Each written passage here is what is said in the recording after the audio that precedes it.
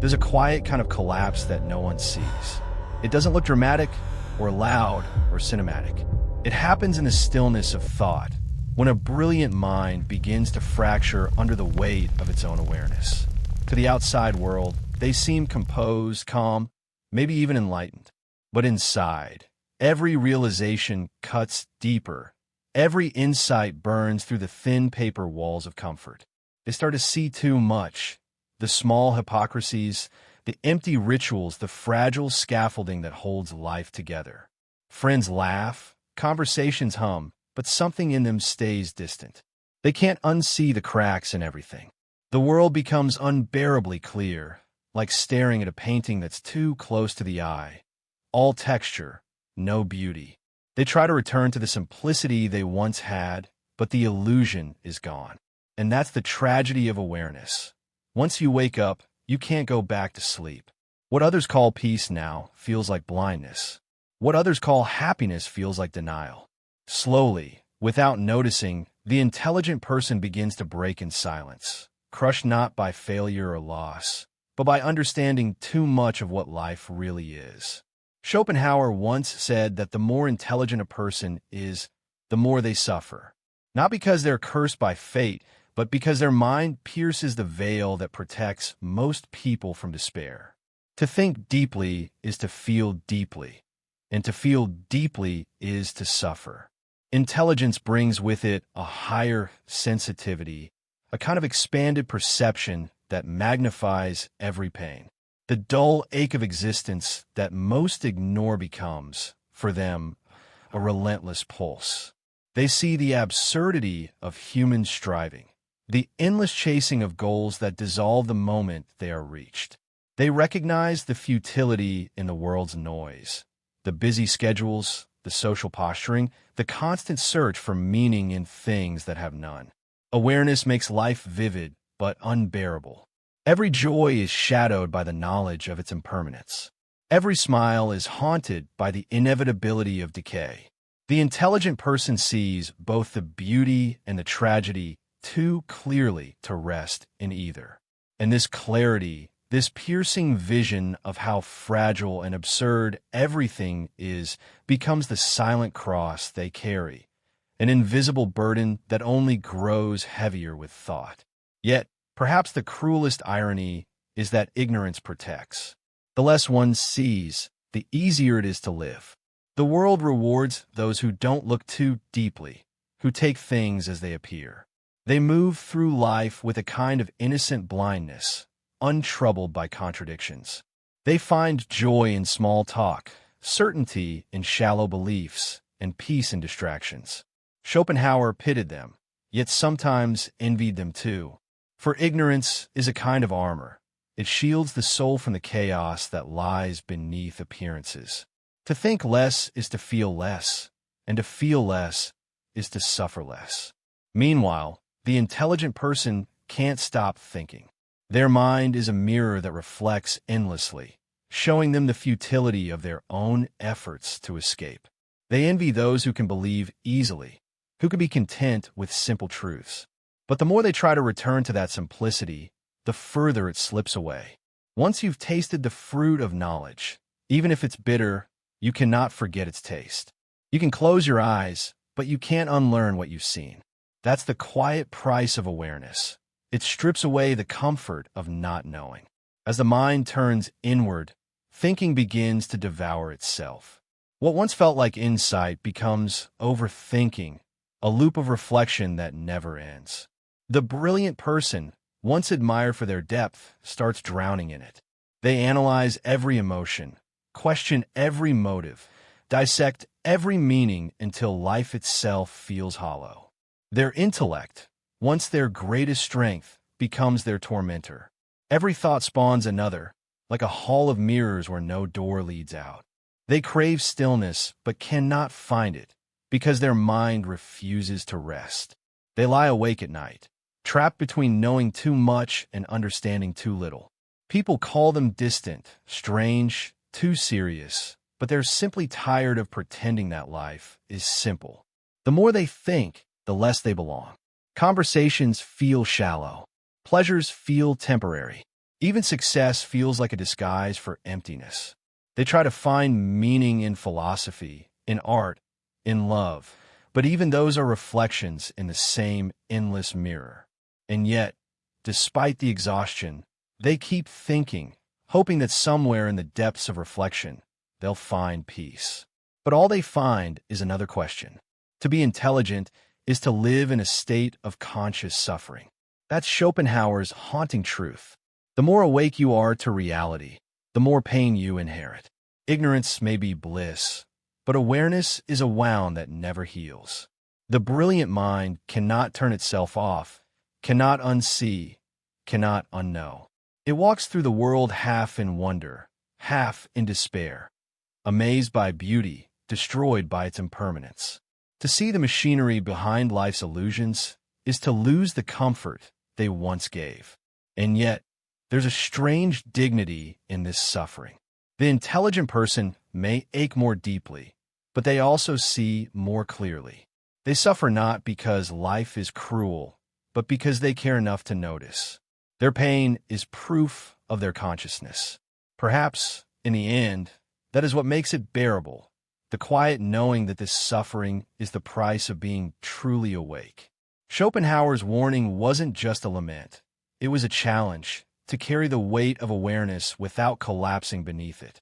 For if to be intelligent is to suffer consciously, then to endure that suffering with grace is the truest form of wisdom. The war no one sees is the one that rages within.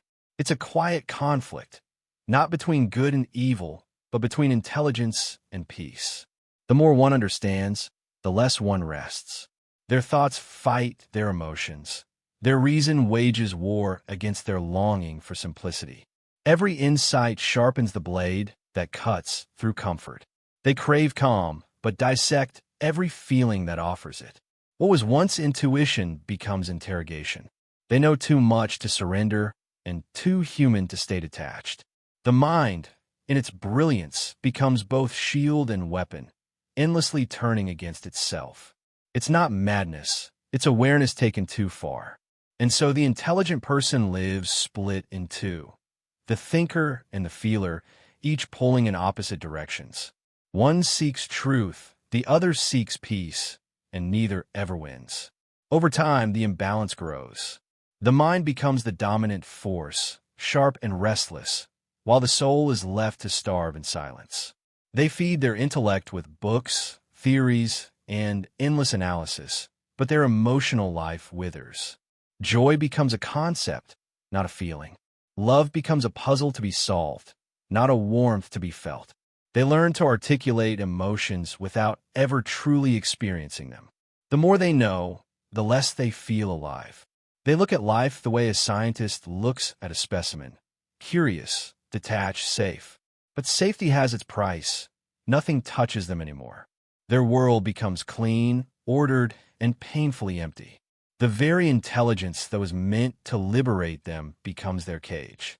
They can describe happiness but cannot feel it. They can understand beauty but cannot absorb it. In trying to rise above the chaos of feeling, they lose what made life worth understanding in the first place. Isolation creeps in, disguised as preference. They tell themselves they enjoy solitude, and they do for a while. Silence feels like a sanctuary where their thoughts can roam freely. But over time, that sanctuary becomes a cell.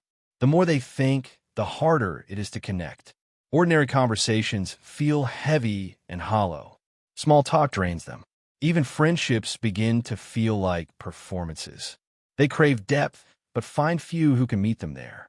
And so they retreat further, convinced that solitude is strength. But isolation feeds on itself. What began as self-protection turns into self-erasure. They lose touch with the rhythm of life, the laughter, the mess, the human noise that once tethered them to reality. Schopenhauer called solitude the fate of the wise. Yet even he knew that too much of it transforms wisdom into sorrow. To see the world clearly is one thing. To face it alone is another. In the absence of connection, they cling to control. The mind begins to seek mastery over everything: plans, outcomes, emotions. They analyze every decision until spontaneity dies under the weight of precision. Control feels like safety, but it's really fear wearing discipline's mask. They plan because they're terrified of chaos. They overthink because uncertainty feels like death. Every moment must be predicted, every variable managed. But the more they control, the smaller their world becomes. Life loses its unpredictability, and with it, its magic. They forget that beauty often arrives uninvited. They no longer laugh without thinking, love without caution, or fail without self-punishment. Their mind, built to protect, becomes a tyrant. They confuse control with meaning and mastery with peace. But no matter how tightly they hold on, life keeps slipping through their fingers because it was never meant to be held, only lived. And that truth haunts them quietly, like a melody they can't forget. Eventually, the gaze turns inward. The same mind that once analyzed the world begins dissecting itself. Every thought, every flaw, every moment of weakness becomes evidence against them. They start to believe that something inside is fundamentally broken. The mirror no longer reflects a face. It reflects a problem to be solved. They chase perfection not out of vanity, but out of self-contempt. The more they see themselves clearly, the less they like what they see. Their intelligence, once their pride, becomes a merciless judge. It highlights every shortcoming, amplifies every doubt. They can't rest because rest feels undeserved. They punish themselves for every imperfection of thought, every lapse of will, every unfulfilled potential. And beneath it all, one question echoes quietly, unbearably. Is knowledge worth this pain? If to understand is to suffer, if to think deeply is to destroy the fragile illusions that make life bearable, then what was all this awareness for? They stand before that mirror, exhausted, searching for an answer that doesn't hurt. But the only reflection they find is silence. He was a man who understood pain not as an accident of life, but as its essence. Arthur Schopenhauer, the philosopher of pessimism, lived and died mostly alone, dismissed in his youth, ignored by his peers, yet quietly convinced he had seen something the world refused to face. He believed that suffering wasn't a flaw in existence, but its foundation. And because he saw so clearly, he suffered more deeply than most. His life was a mirror of his philosophy, a long, solitary resistance against illusion. While others built their comfort on optimism, Schopenhauer watched it crumble with a kind of grim serenity. He wrote not to inspire, but to expose. To him, truth was a wound that never heals, yet still worth opening. His words were not meant for the masses. They were for the few who could bear the sight of life without disguise. Those who felt too much, thought too deeply, and could no longer pretend that everything would be all right. For them, he became a prophet of quiet despair. Not because he offered escape, but because he made their suffering make sense. At the center of his philosophy lay a single force he called the will. It was to Schopenhauer the raw, blind energy pulsing beneath everything that exists, an endless urge to survive, to strive, to want. The will doesn't think, it just desires, and it drives all living things without reason or rest. Humans, unlike animals, have the curse of consciousness. They know they are trapped in this ceaseless wanting, yet cannot escape it.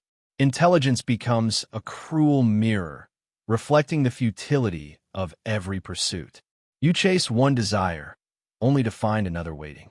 Satisfaction is an illusion that fades the moment it's touched. And behind every pleasure hides a deeper hunger. To live, then, is to be driven by a force that doesn't care for peace, to be animated by suffering itself. The more one understands this cycle, the harder it is to find joy in it. For awareness doesn't free you, it isolates you. You see that life's energy is not wisdom, not purpose, but restlessness. And the more intelligent you are, the more clearly you feel the absurdity of being enslaved by it. Schopenhauer believed that this is what defines the genius, the one who stands apart from the world, unable to lose himself in its illusions. Ordinary people live within the will spell. They chase wealth, love, success, and comfort, believing these things will bring happiness. The genius, however, sees through the game.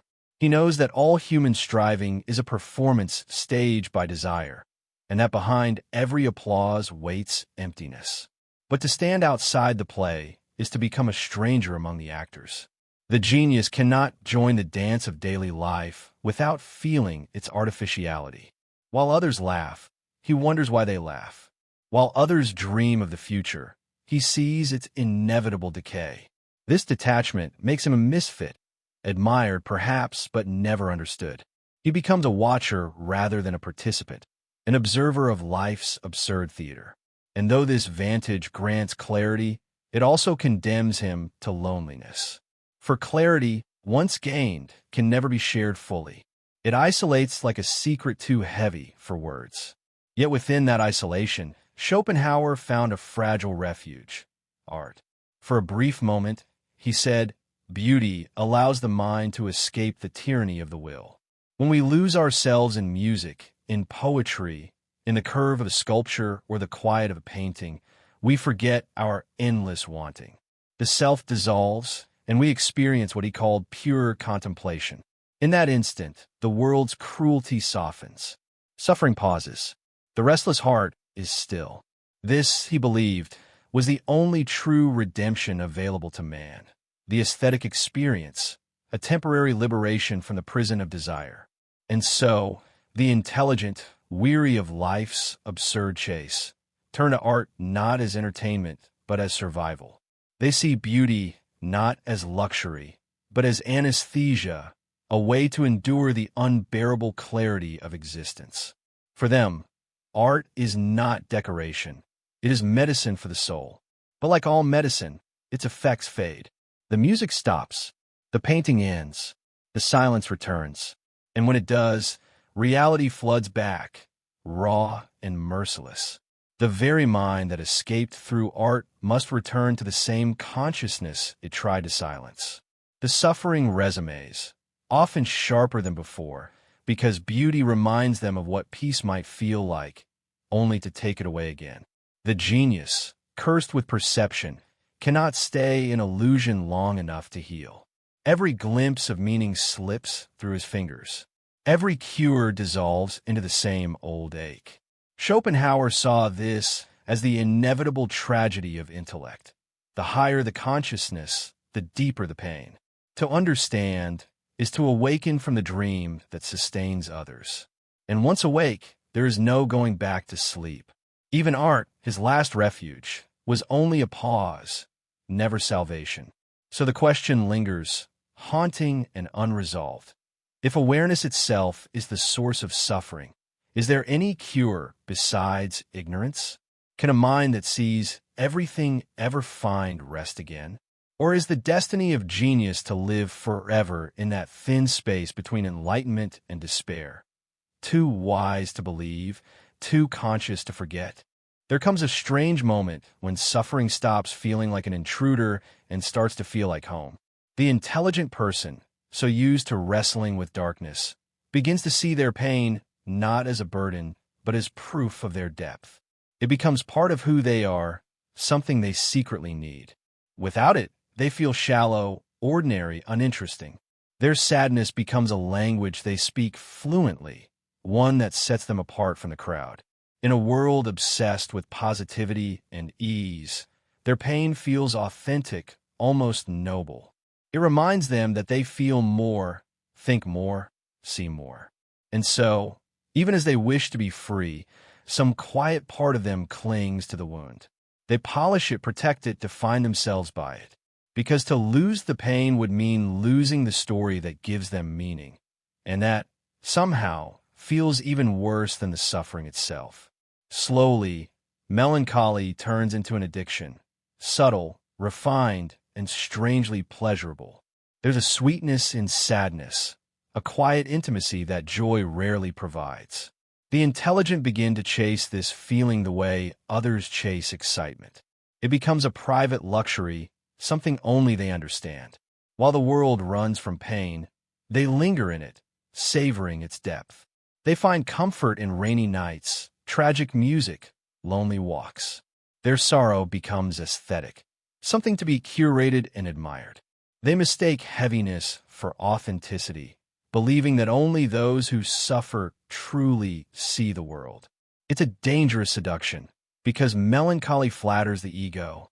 It whispers that sadness is a sign of depth, that detachment is a mark of wisdom.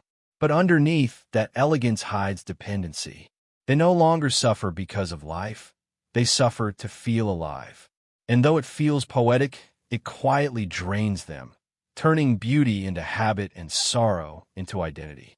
What begins as reflection soon hardens into pride. The wounded mind starts to wear its suffering like a crown. Pain becomes evidence of superiority. I see what others can't. I feel what they ignore. They start to romanticize their isolation, mistaking detachment for strength. The more they suffer, the more real they believe they are. They watch others laugh easily and feel secretly above them, as if innocence were stupidity. They no longer want healing. They want significance. Schopenhauer's shadow lingers here, the belief that only those who suffer have seen truth. But this pride poisons empathy. The intelligent person begins to measure worth by depth of despair, dismissing lightness as ignorance. They forget that understanding was supposed to lead to compassion, not contempt. Their intellect, once a tool for insight, becomes armor against vulnerability. The pain that once made them human now isolates them completely. They confuse suffering with authenticity and slowly lose both. And yet, there's beauty in this darkness too. Schopenhauer believed that tragedy was the highest form of art precisely because it captured the truth of life, that suffering is inevitable, and through it, we glimpse the profound. In tragedy, we recognize ourselves stripped of illusion. The intelligent find comfort in that recognition. Pain becomes a kind of poetry, a noble companion that deepens their soul. They are moved by stories of ruin, by music that aches, by faces that carry quiet sorrow. Through tragedy, they feel connected to something eternal, the shared fragility of being human. This, Schopenhauer thought, is art's greatest mercy. It transforms agony into beauty. The sufferer becomes creator, turning despair into meaning. And for a while, that transformation redeems them. It makes their suffering feel sacred, even divine. But this sweetness is fragile, because once the beauty fades, the pain remains, unchanged, waiting beneath the art that briefly disguised it. There comes a point when the very wisdom that once saved them begins to turn against them. Insight without warmth becomes poison. They see too clearly, feel too deeply, and judge too harshly, especially themselves. Every thought becomes heavy with irony, every joy shadowed by doubt. What once felt profound now feels suffocating. The walls of intellect close in. They can explain everything, yet nothing moves them anymore. Compassion erodes beneath layers of analysis. They understand suffering but have forgotten how to love through it. And so, the intelligent person stands at a terrible crossroads, their mind full of clarity, their heart empty of tenderness. Schopenhauer's warning echoes again. Wisdom without compassion leads to despair. The brilliance that once illuminated the darkness now deepens it. Awareness curdles into nihilism, and the soul, starved of gentleness, begins to rot in silence. The question now is not why they suffer, but how they can heal, or if healing for minds like theirs is even possible. The first step is not to run, but to stop. To stop pretending that pain means failure, or that confusion is a sign that you've lost your way. Acceptance is not defeat. It's the beginning of wisdom. Most people spend their entire lives resisting reality, trying to smooth out its edges, to bend it into something softer, more flattering, more bearable. But the intelligent mind learns, often painfully, that resistance only tightens the grip of suffering. The harder you fight the storm, the more it tears you apart. There's a strange relief that comes when you finally stop struggling, when you whisper to yourself, this too belongs. Schopenhauer believed that life itself is woven from suffering, not as punishment, but as the price of consciousness. The moment you open your eyes to existence, you're already in conflict with it. And yet, when you accept this, the storm begins to calm. The noise outside doesn't disappear, but it no longer owns you. You stop taking pain as something personal and start to see it as part of the human condition. That shift doesn't make life easier, it makes it lighter. Because now, you're no longer at war with what is. Acceptance doesn't mean apathy. It doesn't mean surrendering to despair. It's an act of clarity, choosing to see without distortion. You stop demanding that life owe you pleasure or fairness. You stop seeking control over what was never yours to command. In that surrender, a curious peace emerges. You begin to notice that most of your pain didn't come from what happened, but from your resistance to it. Every rejection, every disappointment, every failure, they were magnified by your insistence that they shouldn't have been. When you release that expectation, the suffering remains, but its sting softens. Life, in all its rawness, becomes something you can finally look at without fear. And from that still, unflinching gaze, wisdom quietly grows. From this acceptance comes the second movement, restraint. Schopenhauer's wisdom was a rebellion not of fire, but of silence. He didn't urge people to conquer the world, but to walk away from its games. The world runs on desire, on the endless pull of the will. This will is blind, irrational, insatiable. It drives everything: ambition, romance, consumption, even the thirst for meaning. It whispers that peace lies just one achievement away, one possession, one victory, one validation. But every desire fulfilled breeds another, and the chase continues without rest. The intelligent, Schopenhauer said, eventually see through this illusion. They learn that happiness built on desire is just a prettier form of slavery. Restraint, then, is not suppression, it's liberation. It's the art of saying no to the endless demands of the will, to live simply, to want less, to stop trying to prove your worth through constant striving. The beauty of restraint lies in how it restores your attention to what matters.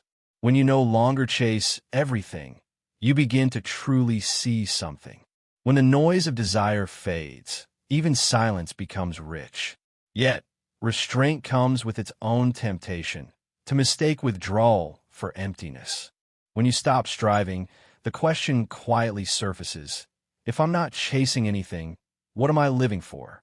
The answer, Schopenhauer hinted, lies in a strange paradox: learning to be useless. Modern culture despises uselessness. It worships purpose, efficiency, and measurable success. From childhood, we're told to justify every hour, to produce, to achieve, to climb. But this obsession with purpose becomes another form of imprisonment. You begin to treat yourself like a machine that exists only to generate outcomes. To be useful is to be trapped in the logic of productivity, always performing, never simply being. Schopenhauer's idea of freedom was the opposite. He saw beauty in useless acts, painting for no audience, thinking for no reward, walking for no destination. These moments, stripped of purpose, are moments of genuine existence. They reconnect you to the pure act of being. Learning to be useless is not laziness, it's rebellion. It's choosing to exist without justification. When you allow yourself to do something simply because it feels alive, you recover the childlike wonder you lost to adulthood's noise. You stop performing life and start living it. And yet, this realization opens another layer: compassion. Because once you see clearly, you can no longer ignore the suffering around you. Schopenhauer, for all his pessimism, believed compassion was the highest wisdom available to humanity. To understand life deeply is to recognize that everyone carries pain. Every creature is driven by the same restless will, struggling, reaching, yearning. Even those who seem careless or cruel are, in their own way, lost inside the same maze. The wise person stops judging and starts understanding. Compassion becomes a bridge, a soft light in a dark world. It doesn't eliminate suffering, but it transforms how we carry it. You begin to feel a kind of solidarity with existence itself. The walls between me and them start to fade, replaced by a quiet awareness. We're all hurting in the same storm. Compassion doesn't mean weakness. It's not the naive kindness of pretending everything is fine. It's strength born from understanding. When you act with compassion, you're not denying reality. You're embracing it fully. You're saying, yes, life hurts, but we can soften the edges for each other. This tenderness doesn't fix the world, but it redeems your own heart. The same intellect that once made you cold and detached begins to warm again. The same sensitivity that once isolated you now connects you. Compassion turns suffering into meaning.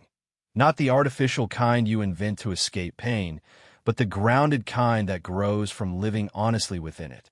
And this leads us to the final movement, the quiet triumph.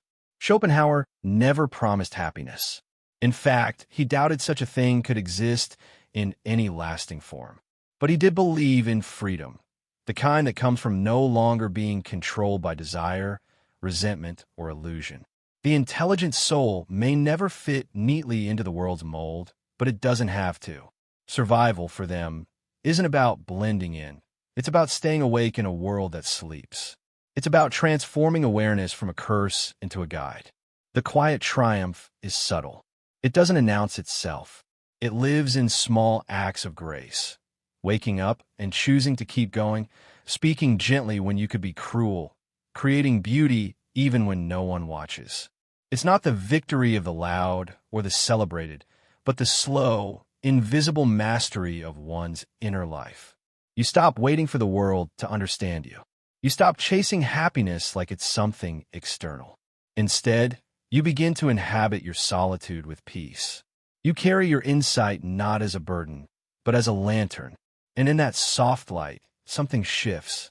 You begin to see that the collapse wasn't the end. It was a quiet rebirth.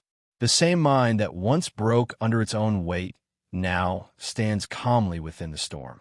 You no longer seek to escape life's chaos because you've learned to move with it. Like a dancer who's finally found rhythm in the noise, you flow through it. Not perfectly, but honestly.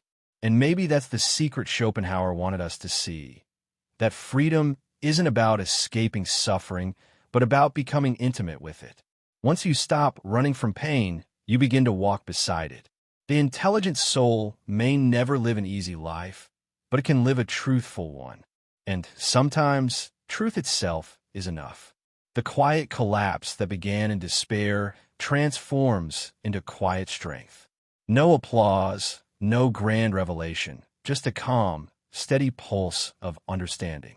Life remains the same storm it always was, but now you are no longer lost within it. You have learned the art of survival, not through domination, but through harmony. The art of existing fully, gently, courageously, and that perhaps is the only victory that ever truly matters.